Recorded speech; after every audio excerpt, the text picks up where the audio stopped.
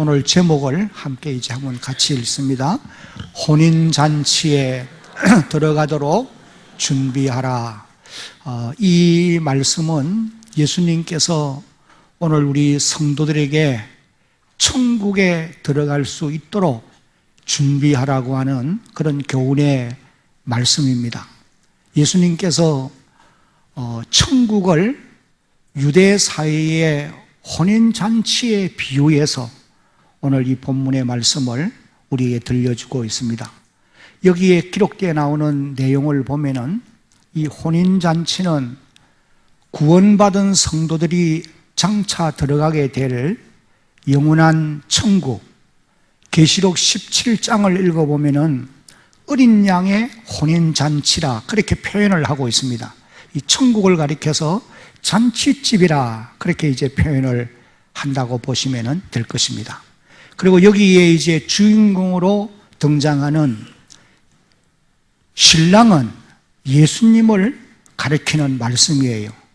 그리고 또 열 처녀들, 이 신랑을 맞이하러 나가는 열 처녀들은 재림하실 예수님을 기다리는 오늘 지상의 교회, 또 교회 공동체 안에 있는 우리 구원받은 우리 성도들을 이제 교회 안에 출입하고 있는 우리 성도들을 의미하는 그런 말씀으로 보시면 되겠습니다. 그리고 여기 이제 열 처녀를 5명은 지혜로운 처녀들이고 5명은 미련한 사람들이라. 그래서 5명은 혼인잔치에 들어가고 5명은 혼인잔치에 들어가지 못했다.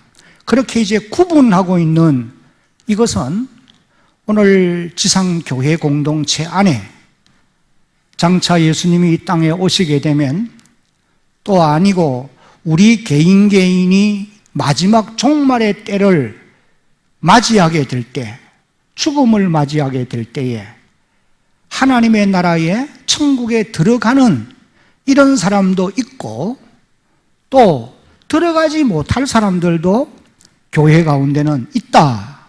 이것을 이제 우리에게 깨우쳐주는 그런 교훈의 말씀이라고 보실 수가 있겠습니다. 저는 이제 이런 말씀을 보면서 깨닫는 것이 상당히 두려운 마음으로 우리가 이런 말씀을 읽어야 되고 또 오늘 저도 여러분들에게 아주 조심스럽게 말씀을 전하고 싶은 것은 오늘 교회 공동체 안에 속해 있는 많은 사람들이 있는데 이 사람들 가운데서 하나님의 나라에 들어갈 수 있는 사람들이 50%이고 들어가지 못할 사람이 50%이다. 이걸 이제 예수님께서 오늘 이 비유를 통해서 우리에게 교훈하고 있다는 거예요. 이건 오늘 저나 여러분 모두를 경각심을 불러일으키기 위해서 이 말씀을 하시는 줄로 깨달아야 될 것입니다. 복음서를 읽어보면은 천국에 들어갈 수 있는 비율을 여러 곳에서 이제 50%로 말씀한 내용을 우리가 읽어볼 수가 있습니다. 두 사람이 함께 잠을 자다가 한 사람은 데려감을 당하고 한 사람은 버려둠을 당하며 또 두 사람이 함께 맷돌을 갈다가 한 사람은 가는데 한 사람은 못 간다는 거예요. 이런 표현들이 이제 성경에 곳곳에 기록되어 나오는 것을 보게 됩니다. 그렇다고 해서 오늘 이곳에 계시는 여러분들 가운데 절반은 천국에 들어가는데 또 절반은 그렇지 못하고 천국에 들어가지 못한다. 그런 의미는 아니에요. 교회 안에는 많은 사람들이 마치 열 처녀들 모양으로 형식은 다 갖추어 있지만은 이 열 처녀들 가운데 미련난 5 처녀가 기름을 준비하지 못해서 등을 밝히지 못하므로 신랑을 맞이할 수 없고 그래서 혼인잔치에 들어가지 못하는 것처럼 오늘 교회 공동체 안에 있는 성도들 가운데서도 하나님이 요구하는 천국에 들어갈 수 있는 그런 구원받은 믿음을 갖지 못해서 혹시 천국에 들어가지 못하는 이런 자들도 있다는 거예요. 그래서 이 말씀을 오늘 듣는 여러분들 가운데는 여러분 자신을 스스로 점검해보고 나는 하나님의 영광의 나라에 주님이 우주적으로 오시는 종말의 때이든지 아니면은 내 개인의 종말이 오는 죽음의 순간이 올 때에 나는 분명히 하나님의 영광의 나라에 천국에 넉넉히 들어갈 수 있는 믿음을 준비한 사람이다 라고 하는 이런 확신을 가질 수 있는, 또 그런 확신이 없는 분들은 또 그런 구원받는 믿음을 하나님께로부터 선물로 받는 그런 시간이 되어지기를 예수님의 이름으로 축복합니다. 크게 아멘. 나는 대한교회를 섬기는 어린아이로부터 노년에 이르기까지 모든 성도들이 이 교회를 출입하고 함께 예배를 드리고 함께 하나님의 나라를 섬겨가는 여러분 모두가 마지막 순간이 올 때에 다 하나같이 어린 양의 혼인잔치, 하나님이 우리를 위해 예비해 놓은 천국에 넉넉히 들어가는 이런 축복을 누릴 수 있기를 다시 한번 예수님의 이름으로 축복합니다. 여기 이제 또 등은, 이 열 처녀들이 준비해 있는 이 등은 성도들의 외형적인 신앙의 모습이라 그렇게 이제 비유적으로 보실 수가 있겠습니다. 외형적인 모습. 그 다음에 기름, 이것이 이제 아주 중요한 부분인데 이 기름은 무엇을 의미하는 것이겠느냐? 저는 여러 주석학자들의 그 주석한 내용을 참고해 보면서 저는 나름대로 한번 따라합시다. 구원받은 믿음. 이 구원받은 믿음을 일컬어서 기름이라 그렇게 이제 표현을 하고 싶은 거예요. 나는 여러분 모두가 이 구원받는 믿음, 이건 하나님이 우리에게 주시는 선물인 것입니다. 에베소 2장 8절 이후를 읽어보면은 믿음으로 말미암아 우리가 구원을 얻었는데 이것이 내게서 난 것이 아니고, 한번 따라합시다. 하나님의 선물이라. 하나님이 우리에게 선물로 주시는 것이라는 말씀이에요. 그러면 하나님이 언제 우리에게 이 구원받는 믿음을 선물로 주시느냐? 여러분들이 하나님의 말씀을 듣고 있을 때에, 혹은 또 여러분이 기록되어 있는 하나님의 말씀인 성경을 읽어갈 때에, 또 혹은 하나님의 말씀을 배울 때에 성령 하나님이 듣고 있는 그 말씀을 믿을 수 있도록 도와주심으로, 누가 도와주세요? 성령님이 도우셔야 돼요. 그래야 믿어질 수 있단 말이에요. 그래서 그런 이제 성령의 도우심으로 내가 믿을 때에, 이게 내가 믿는 것은 내 의지로 믿는 것이 아니고 성령이 도우심으로 믿어지는 것입니다. 그럴 때 이제 하나님이 에베소 2장 8절 9절에서 말씀한 바와 같이 구원받는 믿음을 선물로 주시는 줄로 믿으시기를 바랍니다. 그래서 구원받는 믿음은 내가 스스로 얻은 것이 아니기 때문에 누구든지 자랑치 못하게 하려 함이라. 그렇게 이제 에베소 2장 9절에 말씀을 하시고 계십니다.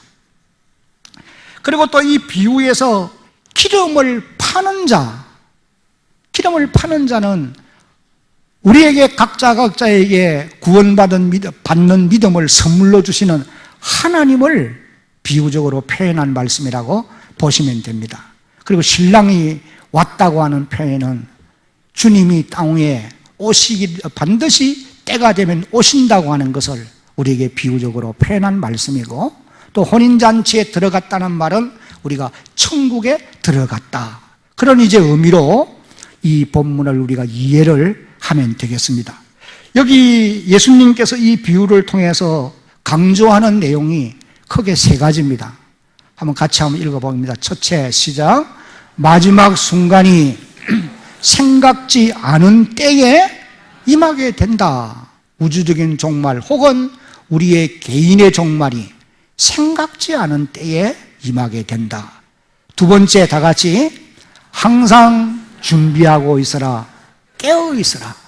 항상 준비해라 그 말이에요. 왜? 갑자기 어느 순간에 우리에게 마지막 때가 올 것이기 때문에 준비하고 있어라. 그리고 영적으로 깨어 있어라.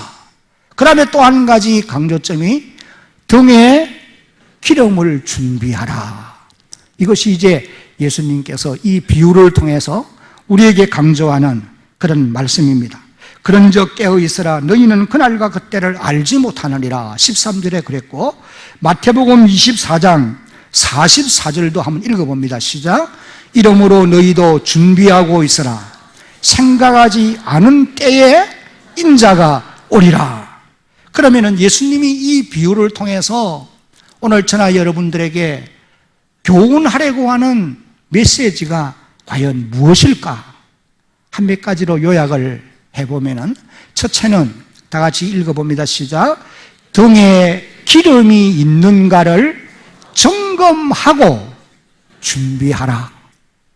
여러분 등에 기름이 있는지 스스로 체크를 해보라고 말이에요. 그렇게 하고 만약에 이 기름이 시원찮다 생각이 들면은 준비해야 된다는 거예요. 유대 사회의 결혼은 밤에 하잖아요. 그래서 신부가 신랑을 맞이하기 위해서 준비해야 될 것이 여러 가지가 있지만은 가장 중요한 것은 등과 기름을 준비하는 것이 가장 중요하다고 볼 수 있는 겁니다. 왜냐하면은 캄캄한 밤에 밝은 등불을 들어야 신랑을 맞이할 수 있고 혼인잔치에 들어갈 수 있기 때문에 그런 것입니다. 여기 이제 이 10처녀들이 하나같이 신랑을 맞이하러 나아갔어요. 그런데 이 처녀들이 5명은 슬기로운 자들이었기 때문에 등과 거기에 기름을 준비했고, 그러나 미련한 5처녀는 등은 준비했는데 기름은 준비되지 않았다고 했습니다. 신랑이 드디어 왔기 때문에 다 같이 졸다가 똑같이 잠이 들었어요.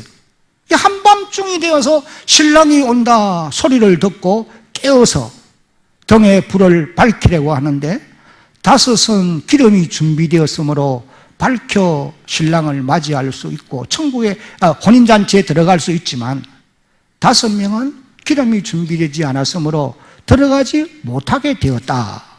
그렇게 이제 오늘 이 본문이 기록을 하고 있습니다. 여러분, 여기에 이 지혜로운 5처녀와 미련한 5처녀가 외형적으로 볼 때, 겉으로 보면은 다 같습니다. 똑같아 보입니다.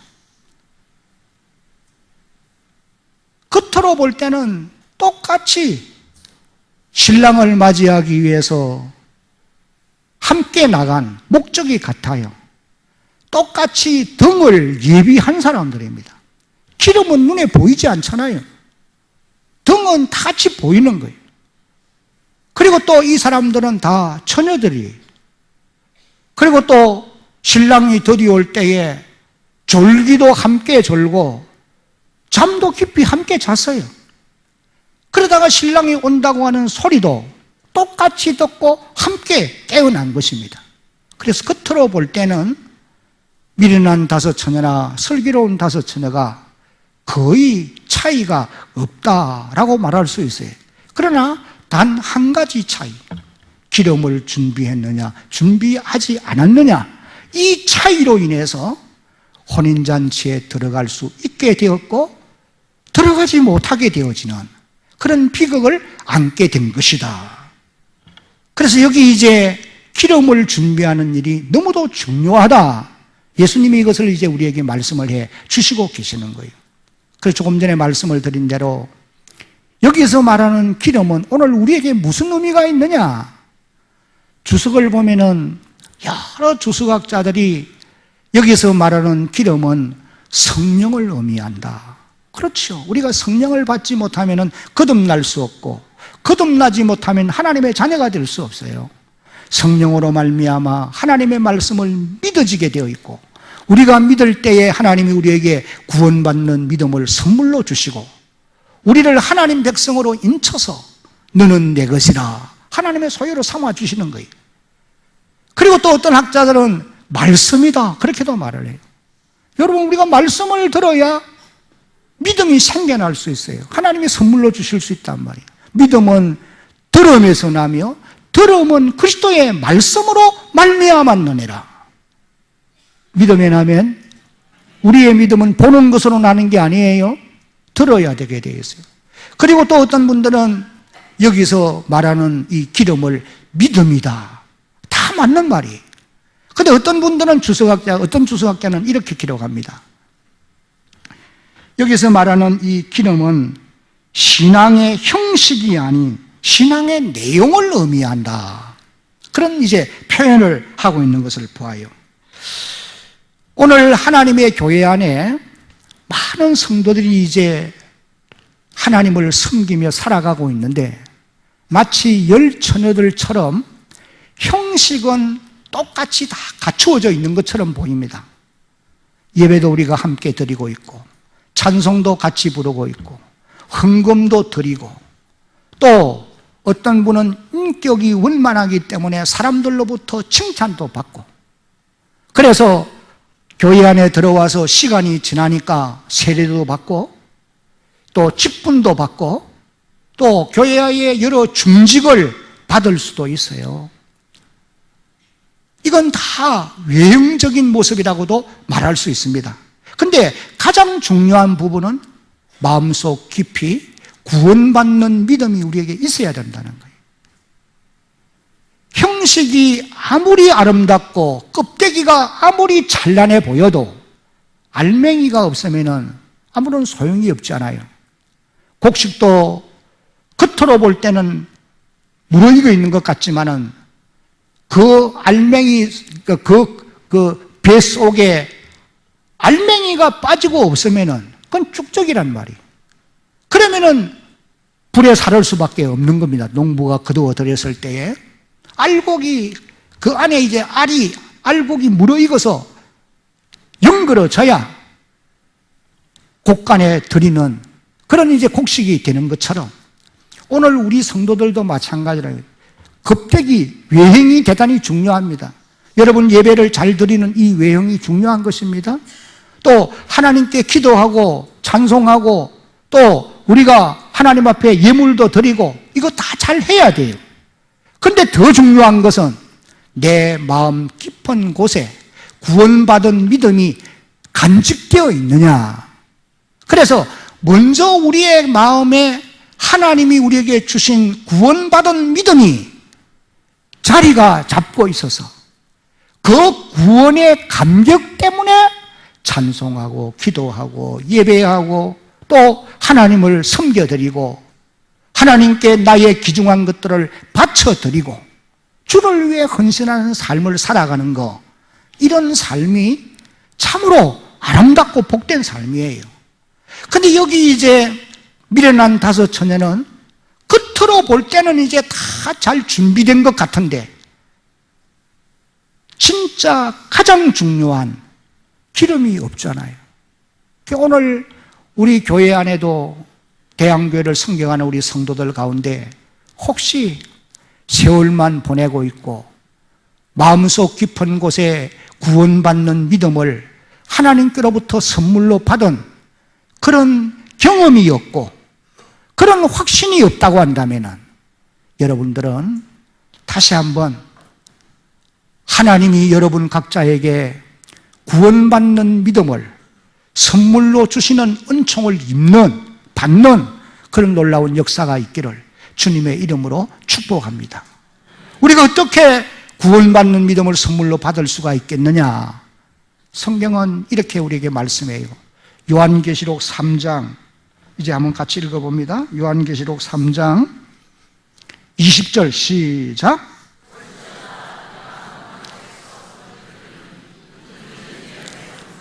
문을 열면 내가 그에게로 들어가 그와 더불어 먹고 그는 나와 더불어 먹으리라. 예수님께서 그렇게 말씀을 하셨죠. 우리의 문 밖에 서서 마음 문을 두드리는데 여러분이 마음 문을 열면은 주님이 우리 안에, 우리 마음에 들어오신다는 거예요. 그런데 주님이 우리 마음에 한 번 들어오시면은 우리 마음에서 떠나지 않습니다. 여러분이 말이 좀 이렇게 성숙되어지지 못하고 행동이 여러 가지 면에서 실수하고 범죄하는 일이 있다 하더라도 우리 안에 한 번 들어오신 주님은 우리 안에 늘 임재하여 계시는 거예요. 계시면서 이제 우리가 하나님의 말씀을 듣고 점점 주님을 닮아가는, 성화되어져 가는 그런 사람으로 자라가기를 주님이 원하고 계시는 거예요. 그러면서 이제 우리를 하나님의 자녀답게 살아갈 수 있도록 늘 인도해 가시게 되어 있는 것입니다. 그래서 계시록 3장 20절 말씀에 의하면 우리가 마음문을 열고 주님을 받아들이면 주님이 우리 안에 계시니까 그분이 우리에게 구원받는 믿음을 선물로 주신다는 거예요. 그리고 또 요한복음 1장 12절을 보면은 영접하는 자 곧 그 이름을 믿는 자들에게는 하나님의 뭐가 되는 권세를, 자녀가 되는 권세를 주셨나니, 우리가 예수 그리스도를 우리 마음에 모셔드리면은 그분이 우리 안에 들어오심으로 우리가 하나님의 자녀가 되는 놀라운 은총을 입게 되어진다는 거예요. 이 말은 다른 말로 하면은 구원받는 믿음을 우리가 가지게 되어진 것이다, 그렇게 말할 수가 있는 것입니다. 그래서 저는 오늘 이 자리에 함께 예배를 드리는 여러분들 가운데 물론 대부분이 이미 구원받는 믿음을 주께로부터 선물로 받은 줄로 믿으시기 바랍니다.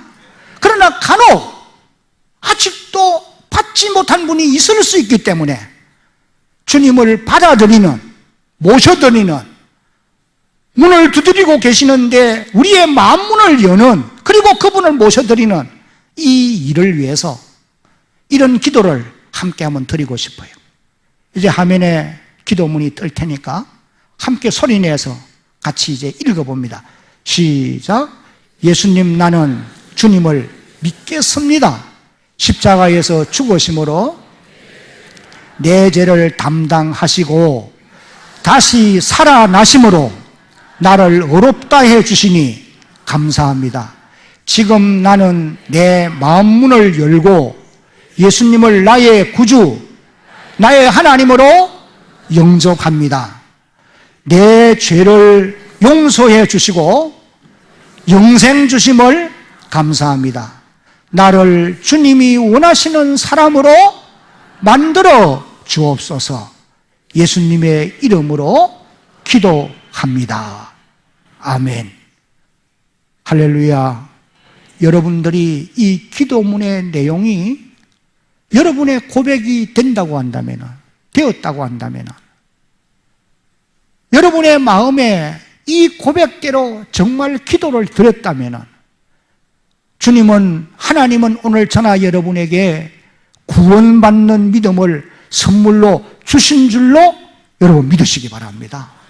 내 안에 주님은 계시면서 내가 비록 실수하고 넘어지고 잘못한 일이 있어도 그분은 나를 떠나지 않고 마지막 그날에 나를 영광의 나라로 이끌어드리는, 마치 등의 기름처럼 밝혀서 하나님의 나라로 인도하고 그 나라에서 우리의 모든 수고한 대로 상을 받게 해주실 줄로 여러분 믿으시기를 바랍니다. 등에 기름을 준비해야 된다, 이걸 이제 우리에게 일깨워주는 그런 말씀이에요. 그 다음에 두 번째, 이 비유를 통해서 우리에게 주기를 원하는 교훈은 같이 읽습니다. 구원받는 믿음은 다른 사람의 것을 나누어 쓸 수 없다. 여러분, 신앙은 남의 것을 빌려서는 사용할 수 없습니다. 여기 다섯 처녀가 슬기 있는 다섯 처녀들에게 이렇게 말합니다. 우리의 기름이 떨어졌으니 기름을 우리에게 좀 나누어 달라. 8절에 보면 그렇게 요구를 해요. 그랬더니 9절을 한번 읽어보면 좋겠습니다. 슬기 있는 자들이 대답하여 이르되 우리와 너희가 쓰기에 다 부족할까 하노니 차라리 파는 자들에게 가서 너희 쓸 것을 사라. 딱 한마디로 거절입니다. 그런데 우리 믿는 하나님의 백성들이 나누어 주며 살아야 될 거 아니에요. 우리의 소유도 나누어 줘야 되고 우리가 가진 재능도 나누어 주려고 노력해야 되고 이것이 주님의 정신이에요. 그런데 기름은 나눠줄 수 없다는 거예요. 파는 자에게 가서 내가 사야 되지 내가 내 것 줄 수가 없다는 거예요. 무엇을 우리에게 교훈하는 말씀일까요? 여러분, 부모님이 구원받는 믿음을 가지고 확실한 신앙의 사람이기 때문에 그 부모님의 믿음이 나를 구원하는 일에 있어서 조금은 도움은 되겠지요. 왜? 믿음의 자리로 인도해 주기 때문에, 또 위에서 기도는 해 주기 때문에. 그러나 부모님의 믿음이 그 믿음을 빌려서 내가 하나님의 나라에 들어갈 수가 없다는 거예요. 아내의 믿음을 내가 빌려가지고 내가 하나님 나라에 들어갈 수가 없다는 거예요. 하나님의 나라에 들어가는 구원받는 믿음은 내 것을 가지고 내가 받은 믿음을 가지고 들어갈 수 있는 것이지 다른 사람의 것을 가지고는 안 된다는 거예요. 흔히들 농담 비슷하게 말하는 소리를 들어보면은 나는 우리 집 사람 치마폭에 쌓여가지고 천국 갑니다. 그건 아주 그냥 새빨간 거짓말이 있을 수 없어요. 부모가 아무리 기도를 해도 자녀가 자기의 믿음 갖지 못하면은 빌었던 복이 그에게 임할 수가 없어요. 그래서 신앙은 빌려서 사용할 수가 없다. 구원받는 믿음은 다른 사람의 것을 나눠서 쓸 수가 없다. 그 다음에 이제 세 번째 예수님이 주시는 교훈은 다 같이 읽습니다. 구원의 기회는 계속 주어지는 것이 아니다. 10절로 12절을 봅니다. 그들이 살아간 사이에 신랑이 오므로 준비하였던 자들은 함께 혼인잔치에 들어가고 문은 닫힌지라. 그 후에 남은 처녀들이 와서 이르되 주여 주여 우리에게 열어주소서. 12절 같이요. 대답하여 이르되 진실로 너희에게 이르노니 내가 너희를 알지 못하노라 하였느니라. 혼인잔치에 들어가는 문이 닫힐 때가 온다는 거예요. 여러분 창세기 7장을 읽어보면 노아의 방주선에 그 문이 닫혀질 날이 왔던 겁니다. 한 번 닫혀진 문은 다시 열리지 않아요. 혼인잔치에 들어가는 이 문도 한 번 닫혀지니까 늦게 와서 두드리는 사람에게 열어주지 않는다는 거예요. 여러분 구원의 문도 마찬가지. 오늘 우리에게는 열려 있을 수 있어요. 그러나 닫히는 날이 오게 되어 있는 것입니다. 이미 닫혀지고 나면은 다시는 들어갈 수가 없다. 그래서 닫혀지기 전에, 주님이 아직도 오시기 전에, 신랑이 오기 전에 기름을 준비해라는 거예요. 여기 5절을 보면은 신랑이 드디어 오므로 그런 표현을 하고 있어요.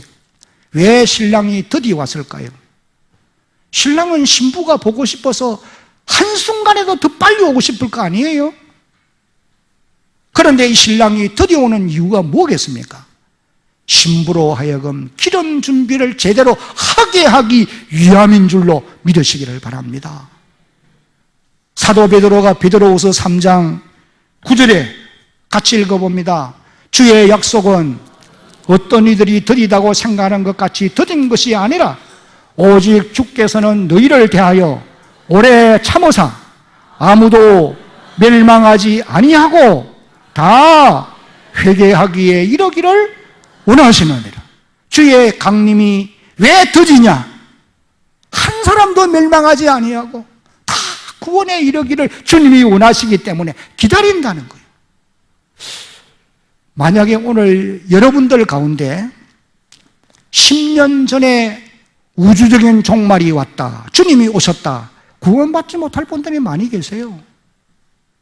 개인의 종말이 왔다, 천국에 들어가지 못할 분들이 계십니다. 드디어 오는 이유가 기름 준비를 못한 사람들이 기름 준비하라는 것이고, 오늘 우리가 주님 앞에 회개해야 될 것을 회개하고 하나님 나라에 들어갈 수 있는 준비를 하라는 것이고, 그 나라에 이를 때에 멸관 받을 수 있도록 일하라는 것입니다. 충성을 다하라는 거예요. 달려갈 길을 마치고 믿음을 지켰으니 이제후로는 나를 위하여 의의 면류관이 예비되었으므로 바울이 고백한 것 같이 그런 고백을 할 수 있는 시간을, 기회를 지금 우리에게 주시고 계시는 것이다. 여러분에게 기회가 주어졌을 때에 기름을 확실히 준비할 수 있는 여러분들이 되시기를 바라고, 이미 준비한 분들은 다시 한번 확신하는 기회가 되어야 되고, 섬기는 일도 봉사하는 일도 마찬가지고, 기회가 지나면은 더 이상 하고 싶어도 할 수가 없는 것입니다. 서양개헌에 이런 말이 있어요. 기회는 단 한 번만 문을 두드린다. 기회는 또 있고 또 있는 게 아니라는 거예요. 한번 따라합시다. 구원의 기회는 계속 주어지는 것이 아닙니다. 여러분, 봉사의 일도 마찬가지입니다. 교회를 섬기는 일도 기회가 있을 때 해야지 지나고 나면은 하고 싶어도 할 수 없어요. 영광의 나라에 이를 때 멸류관 받기를 원하십니까? 기회를 하나님이 주셨을 때에 충성을 다해요. 맡은 자들에게 구할 것은, 한번 따라합시다. 충성이니라. 충성하는 여러분들이 되어야죠. 이제 마지막으로 이 비유를 통해서 주님은 네 번째, 다 같이 시작. 깨어있으라. 종말의 때는 갑자기 온다. 13절. 그런즉 깨어있으라. 너희는 그날과 그때를 알지 못하느니라. 마태복음 24장 42절도 한번 읽어봅니다. 그러므로 깨어있으라. 어느 날에 너의 주가 임할는지 너희가 알지 못함이니라. 개인적인 종말이 언제 올지 우리가 알 수가 없습니다. 물론 우주적인 종말이 언제 올지 알 수가 없습니다. 그래서 언젠가는 오는데 갑자기 온다는 거예요. 대비하고 있는 우리가 되어야 됩니다. 그래서 여기 깨어있으라, 이 말이 강조점이에요. 깨어있으라. 이 말은 잠자지 말고 있으라는 말은 아니에요. 잠을 푹 주무시기를 바랍니다. 그런데 여기서 말하는 깨어있으라는 말은 게으름과 나태함 때문에 영적인 침체에 빠지면 안 된다, 그 말이에요. 여러분들이 기도하지 못하는 이유가 어디 있습니까? 게으르기 때문이요. 바빠서 핑계입니다. 대부분이 핑계예요. 일이 많아서 그것도 핑계예요, 내가 볼 때는. 여러분이 하나님을 바르게 섬겨 살아야 되는데 왜 못 섬겨 삽니까? 게으르기 때문에, 태만 때문이에요. 그러면 영적인 침체에 빠질 수밖에 없다는 거예요. 깨어있으라. 한번 따라합시다. 깨어있으라. 주님이 여러분에게 당부하는 말씀인 줄로 기억하시기를 바랍니다. 이제 말씀을 맺겠습니다. 대한교회를 섬겨가는 사랑하는 성도 여러분, 구원받는 믿음을 확실히 준비해서 하나님의 영광의 나라에 넉넉히 들어갈 뿐 아니라 들어간 그날에 멸류관 받기 위해서 오늘도 충성을 다하며 살아가는 그런 하나님의 백성들이 되어지기를 예수님의 이름으로 축복합니다.